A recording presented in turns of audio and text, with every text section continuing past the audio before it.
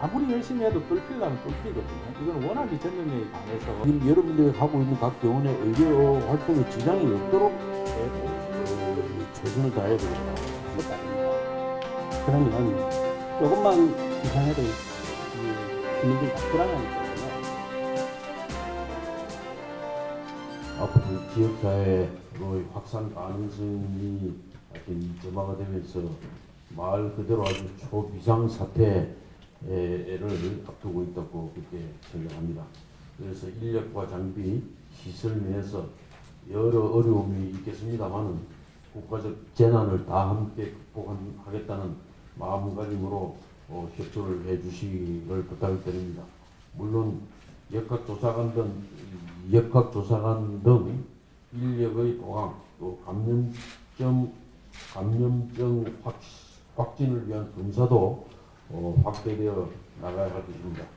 확진자가 발생 시에는 접촉자 확인과 코호트 격리 등 강력한 대응을 또 부탁드리지 않을 수가 없습니다. 대학병원 몇 개 폐쇄하면 정말로 응급 환자들 치료를 못하는 상황이 벌어지거든요.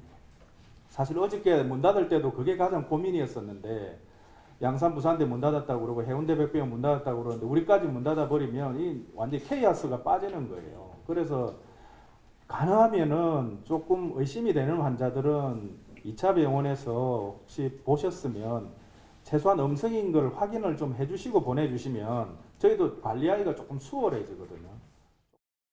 대가수가 만약에 발생했을 경우에 부산 시내에 입원할 수 있는 이런 병동을 선제적으로 조금 준비해 두는 것, 그것이 일단은 제일 중요한 것 같고요.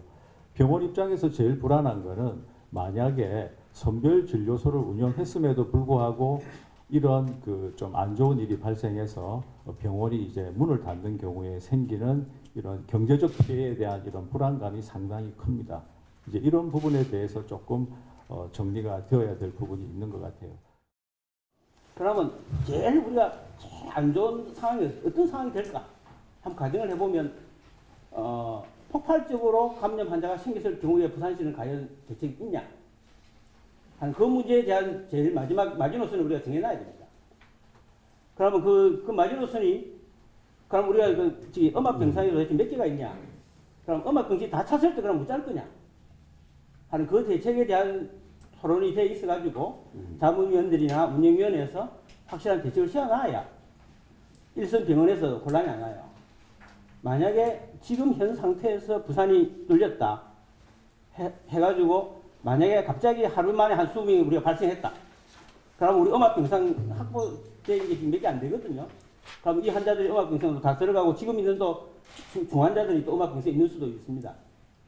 그런 경우에 일선 병원에서는 어떻게 대책을 방법해야 됩니까? 만약에 기침 환자가 우리가 그렇게 안 하고 외래를 올렸다면 외래를 다 폐쇄해야 될까? 만약에 그게 그 양성으로 확진된다면은 그런 여러 가지 어려움이 현실적으로 있고 또 하나는 환자들의 어떤 부담 문제 또 병원에서도 그런 환자들 계속 모든 직원들이 붙어가지고 그거 관리하다 보니까 이 뭐 진료가 되지 않습니다. 병원을 좀 겁을 병원 오질 않아요 지금은. 그러면 실질적으로 병원에서 진료를 받으려는 환자조차도 지금 병원에 안 오니까 병원은 병원대로 어렵고 환자들은 환자대로 어렵고 그래서 이런 어떤 시스템에 대해서는 부산시에서 명확하게 좀 해주시고 가이드라인을 정확하게 제시해줘야 우리가 따라간다는 겁니다. 각자 알아서 각자 뭐 의사들이 판단해서 적당히 하세요 하면은 할 수가 없는 겁니다. 실제로는 두 가지 병원 장소 목적이 있습니다.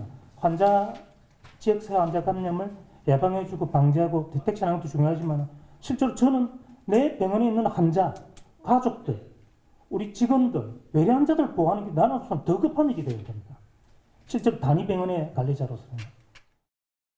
앞에 가이드라인과 관련돼서 많은 질문을 해주셨는데 가이드라인과 관련돼서 저희가 어제에도 회의를 했는데 딱히 딱 정해지지는 않는 부분들이 있어서 이 가이드라인이 며칠 갈지는 모르겠습니다. 저희가 지금 이 질병이 유행한 지가 이제 한 달 정도 됐는데 가이드라인이 지금 6판 나왔습니다.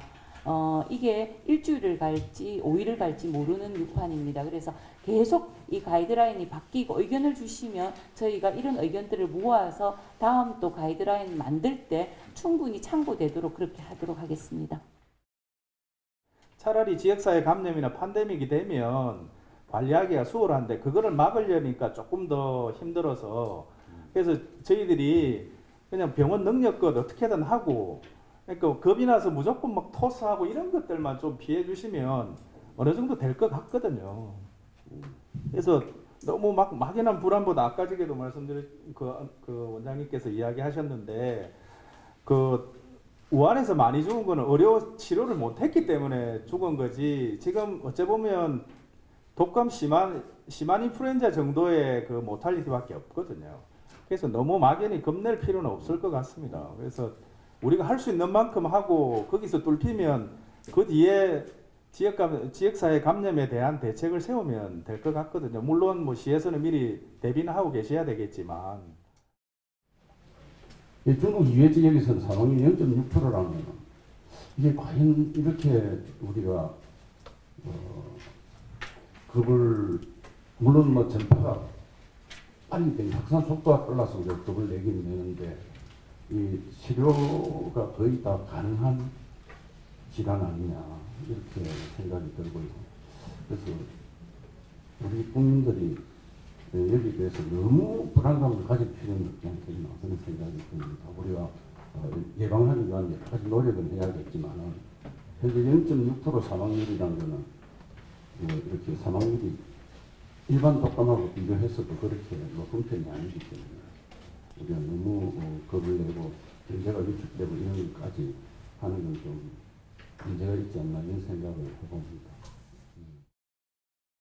1차적으로 선별진료소에서 검사가 가능하고 결과 기다리는 게 제일 좋고 근데 만약에 선별진료소나 2차 병원에서 결과를 기다리기 어려울 정도로 위중한 환자라면은 보건소를 통해 저희들한테 오면 국가지정격리병상으로 바로 들어가서 검사를 할 수 있도록 그런 어떤 방법이 있으니까 그런 것들은 서로 소통하면서 움직이면 가능한데 그렇지 않고 그냥 막무가내로 환자를 보낸다든지 아니면은 조금 애매하다고 해서 무조건 큰 병원으로 보내버리면은 이제 저희 지역에 이제 의료 시스템이 완전히 이제 붕괴되는 문제들이 있다라는 걸 말씀드리고요. 볼 필요 있는 것을 현장에 가서 보면서 이렇게 해 나가는 부분이니까 하여튼 여러분들이 이 부담을 느끼지 않도록 하여튼 한번 예행 연습을 한번 해 보겠습니다. 그래서 하여튼 9월에가 현실적으로 현장에서 수정돼야 될 부분들 그리고 이 가이드라인을 정해야 될 부분들 이런 부분에 대해서는 빨리 정해가지고 우리 의료에 지금 여러분들이 하고 있는 각 병원의 의료 활동에 지장이 없도록 최선을 다해야 되겠다. 지장이 없게 하면서 이 방역에도 아주 철저하게 할 수 있는 그런 방법을 한번 연구를 해보겠답니다.